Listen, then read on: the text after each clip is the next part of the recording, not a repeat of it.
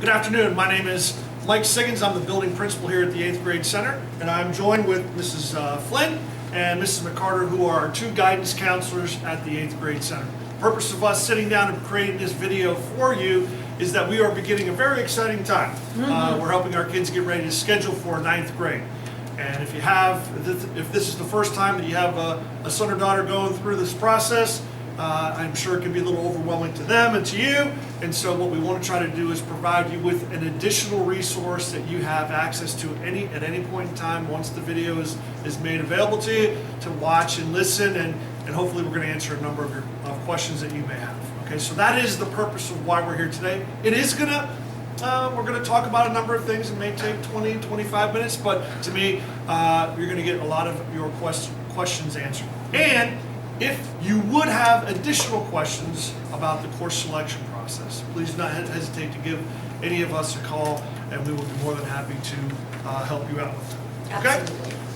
We're going to take turns talking. So I did the first part, Mrs. Flynn, I think, or Mrs. McCarter, you're up? Yep, jump into me. Go ahead. I have a few important dates for all of you to be mindful of. The first one is this Thursday, the 17th. That's the day that the 8th graders will attend an assembly, and they're going to learn all about the course selection process, and they will be learning about that from the house principal and the two guidance counselors who will be picking up this class, the class of 2023, and will stay with them from 9th through 12th. So it'll be a good opportunity for them to see who they will be working with for the next 4 years. The other thing I wanted to just make you aware of, and I realize you can't necessarily see this, but I'm going to hold stuff up anyway. Your child, because I don't want you to be confused, your child's going to come home, they should come home, with a couple of, three sheets of paper. Specifically, one is a sample for the regular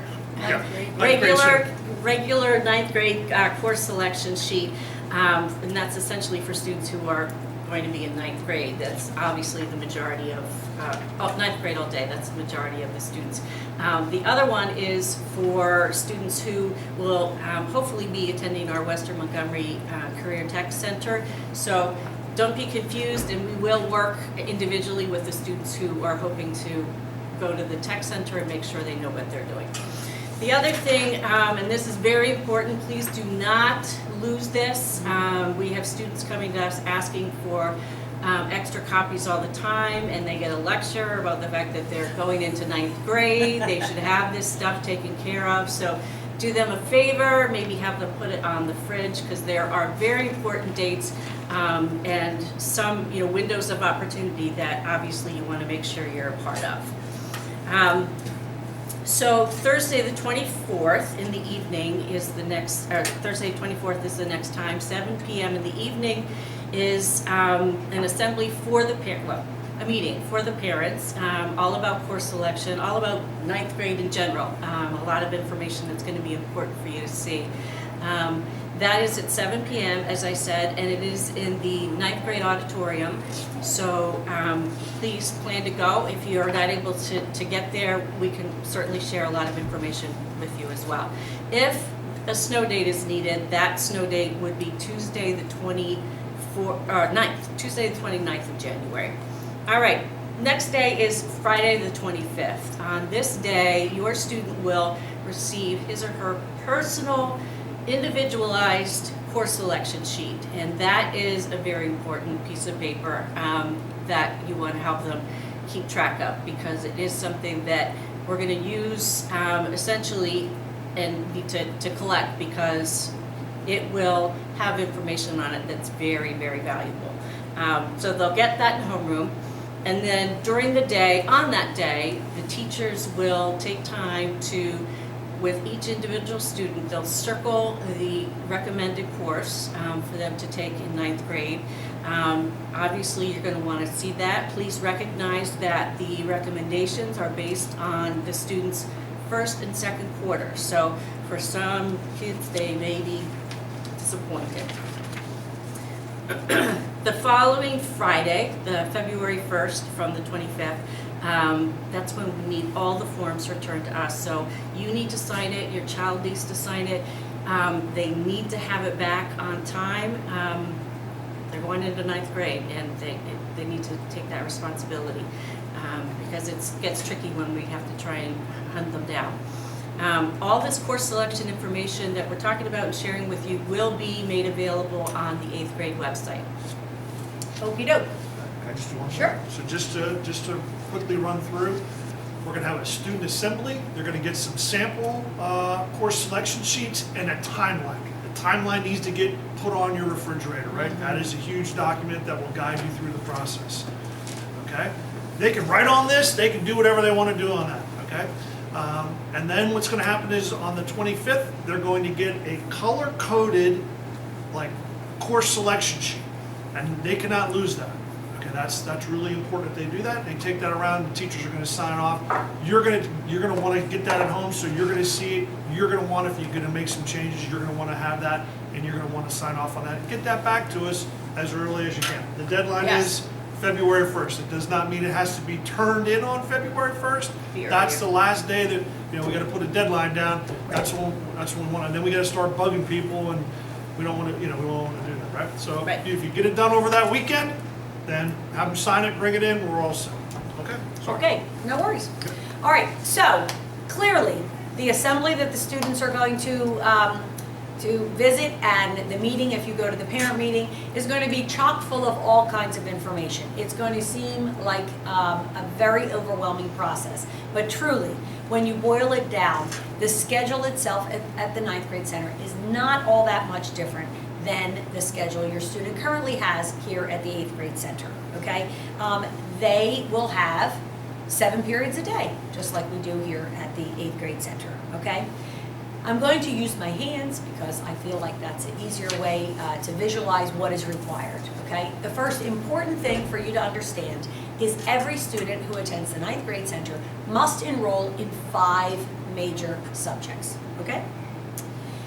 The subjects that they are going to enroll in are either major or minor classes. The schedule, just like 8th grade, is based on a 6-day cycle. If they enroll in a major class, that is a class that they attend all 6 days of the 6-day cycle. If they enroll in any minor classes, those are classes that meet 3 days out of the 6-day cycle throughout the year. So it would be 2 minors together. It would be the same time frame as 1 major. All right, now, here's how the schedule actually lines up. The 5 that we talked about. Everybody has to have an English. Everybody has to have a math. Everybody has to have a social studies. Everybody has to have a science. Then there is a 5th required major. The majority of students will be using that 5th major for a world language class. However, that is not a requirement and it is not the only option. For those students not interested in taking the world language, they instead may choose an elective, but it must be a major elective, one that meets all 6 days of the cycle, okay? So there's your 5. I told you there were 7, so there are 2 left. The 6th one is the one that has your phys ed and study hall. Phys ed in 9th grade requires 2 days a cycle for phys ed, and the other 4 days, as a rule, for the majority of students, will be a study hall of some sort, okay? And now we have the 7th and final subject, or time slot. That must be an elective, and it either can be a major elective, again, meaning all 6 of the 6 days of the cycle, or it can be 2 minor electives, 3 days apiece, totaling the 6. Now, what is important for your student to understand, okay, about the minors. Part of the interruption, will Christian Sanders please report to the main office immediately? Christian Sanders to the main office immediately. Thank you. You go. Okay. The minors. Flexibility. Okay. Flexibility. Yep. in the Flexibility, grade name of the center. game. If your student chooses 2 minors in that 7th slot, then that means we are actually asking them to select and identify 4 minor electives in preference order, 1, 2, 3, 4, because in all cases, there are particular minors that may not be available either because of lack of student enrollment or possibly because that particular minor just doesn't fit into that time slot, okay? Please also be aware of the original 5 major subjects. There are different levels offered to students in the content areas of English, science, and social studies, and those areas would either be academic or honors. And again, your student's current teacher will advise on which level is recommended for them, okay? What we recommend to you, what we suggest, is that you already begin looking at the course selection book, what prerequisite grade requirements there are, and of course there are a variety of flow charts within the course selection catalog, so that you really understand if your student takes this course in 9th grade, what will then follow in 10th, 11th, and 12th in the different subject areas. It's good to sort of have a path, an idea of which direction you're going to be heading. Okay. All right, thank you, Mrs. Flynn. Sure. So on January 25th, all students are going to receive the color-coded course selection sheet. And for us in the building, that's what we call teacher recommendation day as well. And what the students are going to do is they're going to take that color-coded sheet and they're going to walk into their major classes, right? So in English, social studies, and science, when they walk into their classes, this is how the teacher recommendation process unfolds. The teachers are going to look at the prerequisites required from the high school for 9th grade for either academic courses or honors courses. And then they're going to have a printout of the first 2 marking period grades that the students have, right? Which is why we always told parents in the beginning of the school year, right? We tell our students that the first 2, how you perform in the first 2 marking periods is extremely important, because this is how we're going to base your scheduling for 9th grade off of how your performance right now. So basically the teacher's going to look and go, okay, right now, Mrs. Flynn, you have a 92%. The prerequisite says you need a 91. You're going to get signed up for honors. Whether she wants to be signed up for honors, English, science, or social studies, or not. Whatever they qualify for is what they will be signed up for. Okay? So even if they don't hit the honors requirement, they're going to be signed up for the academic class. Whatever they qualify for, according to the prerequisite, is what the teacher is going to sign off for. Okay? There is no subjectivity about nice kid, hard worker, does their homework. We try to avoid that, because when we incorporated subjectivity and the subjectivity didn't help certain kids out get to where they want to go, parents got upset about that. So we really want to just keep it right on their performance. And so whatever the prerequisite lists, that's what it's going to be. So when your kid goes into English, science, and social studies, okay, the choice is going to be academic or honors. Teacher's signing off on that. In math, if your child is currently taking course 3 math, the 8th grade math, they will be signed up for Algebra 1 in 9th grade. If they are currently taking Algebra 1 for us, they will automatically be signed up for honors geometry in 9th grade. And if they're taking geometry in 8th grade, they will automatically be signed up for honors Algebra 2 in 9th grade. That's exactly how that will unfold. If they are a Spanish 1 student here for us, they have a couple of choices, right? And this is where you're going to have conversations with your kids. They could sign up for Spanish 2 if they wanted to in 9th grade, Right. or they could sign up potentially for German 1. That would be the other course that they could. Right. Many times we offered French, but French 1 in 9th grade, but every year we have to cancel that because we really don't have enough Insufficient. kids Right. that sign up for it to warrant running that particular section. Okay, so Spanish 2 or German. If a student isn't a French 1 student here with us in the 8th grade building, they could take French 2 in 9th grade, they could take Spanish 1 in 9th grade, they could take German 1 in 9th grade. So they have to decide how that goes. Okay.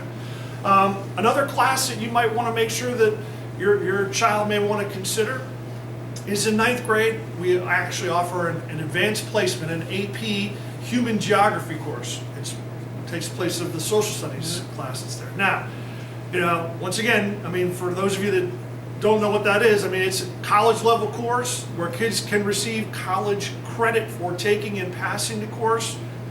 Okay, so there's a lot of work, a lot of outside work, a lot of responsibility associated with that, and there is an AP test that they will be required to take at the end, and they have to score, and so I'll let the teacher get into all that with you.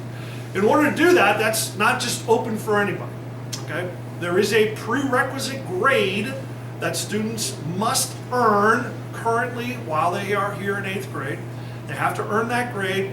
In addition to that, they also have to secure what they call a teacher recommendation. There is a form that all social studies teachers will have, that if a child is interested in taking the AP Human Geography and they have the grade that's required, okay, and they have to then take that teacher recommendation form, have the teacher fill it out on their behalf, and they need both things in order to be considered for that class. I'm just going to tell you, if they do not have both, they will not get into that class. So even if they have the grade, if the teacher does not offer the recommendation, they're not getting in. Okay, so Great. that's how that goes. So what I would suggest to you is, just through our experience of doing this here for many years, okay, this is really an important time for your child to make decisions that are in their best interest. Okay, it's not going to be a situation where I want to take the same classes or I want to be in the same number of honors classes as my two friends here are, right? Because when the high school schedules it, they really do not consider certain things the way that we do in 7th and 8th grade. I mean, it really is a randomized selection as to who goes where in the schedule, and how that shakes out is how that shakes out, okay? And so they need to start making decisions about what it is that interests them. They need to make decisions on what it is they want to take. Now, what I will tell parents is this, the hardest thing for you is, your kid may come home and they may be, just doing a great job in school here so far. And they might get recommended, because if they are supposed to, they might get recommended for 4 honors classes. Okay, they might be, be taking Algebra 2 honors and, English honors and Social Studies honors and, biology, right? I mean, so you're talking about a very difficult schedule. And what you're going to need to do right now is you're going to have to sit your child down and say, okay, can you handle this? Mm-hmm. And there is no one size fits all when it comes to how many honors classes kids need to take. And parents need to consider, what do they do outside of school?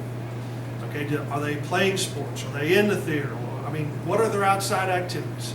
I mean, their 9th grade year is the most important year, because they begin to develop their GPA, which stays on their transcript, right? So you want to make sure that you get yourself off to a good start. And I want parents to understand this, because sometimes this they don't see this through, is that you may not, if you would decide not to take an honors and you want to take an academic, you can always take an honors class the following year. You're never locked into a lot of people think you're locked into a track. That's not how that works. At the high school, it's very flexible about how you can move in and out of honors and so forth if you so choose, and you are performing the way you need to. Right. Okay? Right. So parents need to really sit down with their kids and have that conversation. Right. Okay?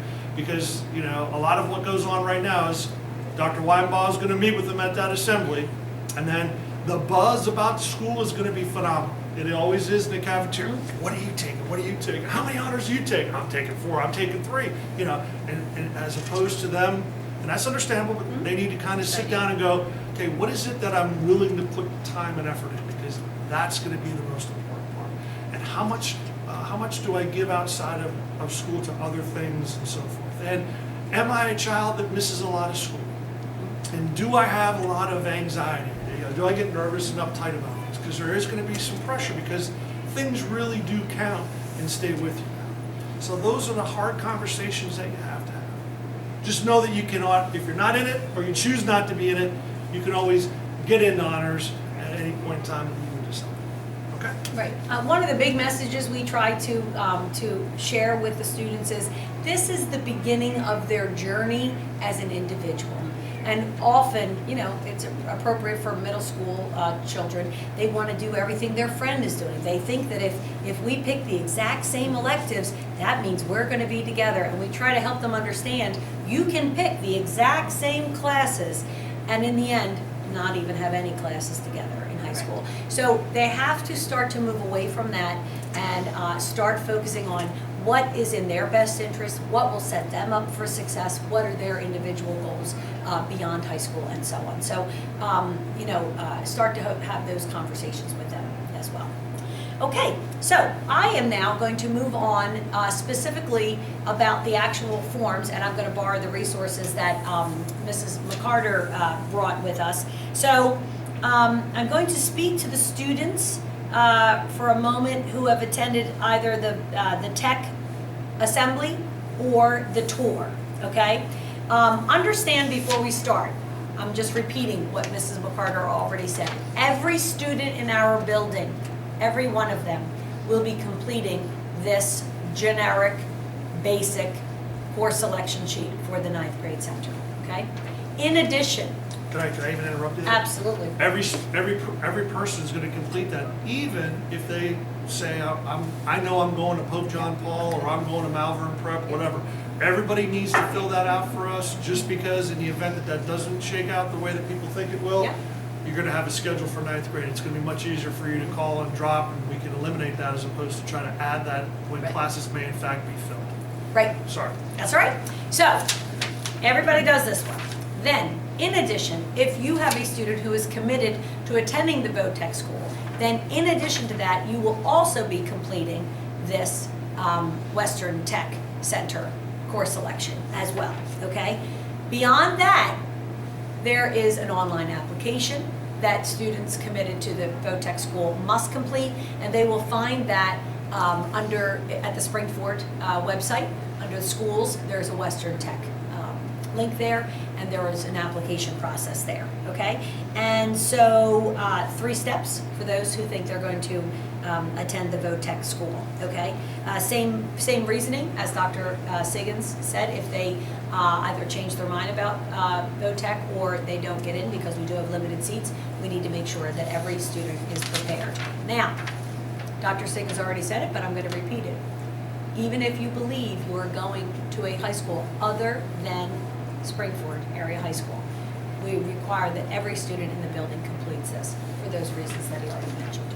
Okay, so the bottom line is Friday, February 1st.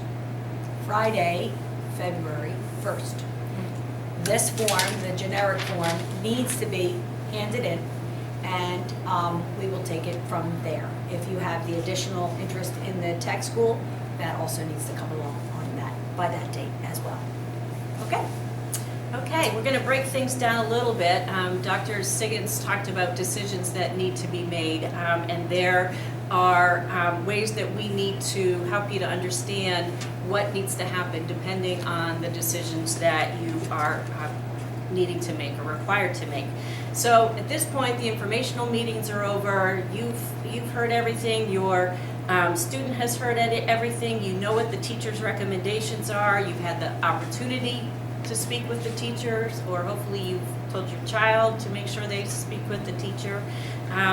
But there are, after all of this, some of you as families that will need to make decisions. And I'm going to talk to you about the opt-out process, and this is something that has to happen based on some, it's a good problem to have as far as making these decisions, but it's still something that needs to be made.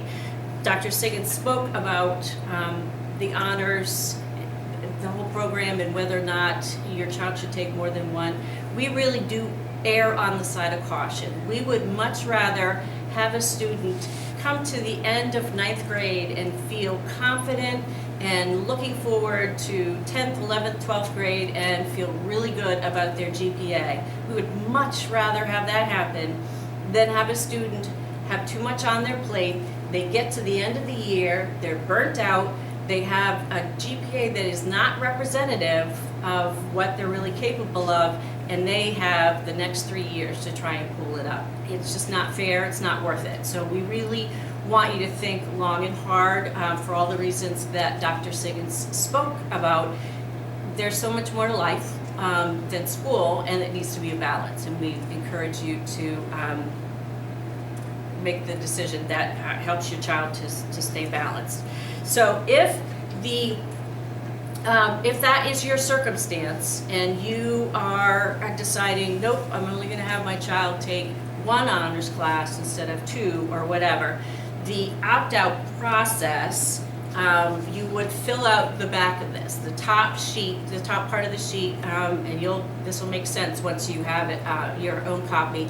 The top, you'll see where the parent needs to make a decision or sign make their signature, sign their signature, to say that they are allowing their child, or they are having their child opt out of an honors class to take the academic class. So you'll see that on there, and that is something that needs to happen in order for your child to not be put in the recommended teachers courses, which are the honors courses. Now, the second scenario is also one that Dr. Siggins spoke to, and that is for students who are making a decision to change their world language. The bottom part of this sheet you'll see is where you would sign saying, okay, my child was recommended for French 2, but he really wants to take German 1, and you put your signature there. So those are the only two options that you would, the only two scenarios where you would use the opt-out process. And anything beyond that is a different conversation that Dr. Siggins will have. So in other words, what Mrs. McCarter explained to you is that here's a good situation. Your kid is doing great here at school, and therefore was recommended for a whole host of honors courses. And what you got to do is you got to sit down and figure it out. Each person's different, and so you have to decide. That's an easy and good conversation, right? The conversation I'm going to talk to you about is this. Okay, your child brings that teacher recommendation form home with all of the courses for next year course selection sheet, and they don't get recommended for any honors courses, or they don't get recommended for as many as you think they should, or they should, right? That becomes a little bit of a problem, right? Because right now, what you need to understand is they're not performing to the grade prerequisite that the high school is expecting. Okay, and we've talked to them about how important it is in the first 2 marking periods to make sure that they are scoring where they need to score, and it's still not happening. Okay, I do understand though that sometimes people think that everybody's joking, right? We're not really being serious right now, and so it's time for you then to have a conversation. Okay, and what we've been able to do with the administrators at the high school who put together the schedule is to kind of buy kids some additional time. So in other words, right now your kid comes home, they're not really going to qualify for honors courses yet. They want to do it, or you want to see them do it. Okay, we know you're going to sit them down and have that conversation and talk to them and say, okay, here's what's going to happen. I'm going to have an opportunity to monitor your performance in whatever class you're interested in for the next 6-7 weeks. I'm going to watch it, and I'm going to watch how you're doing. I'm going to make you prove it to us.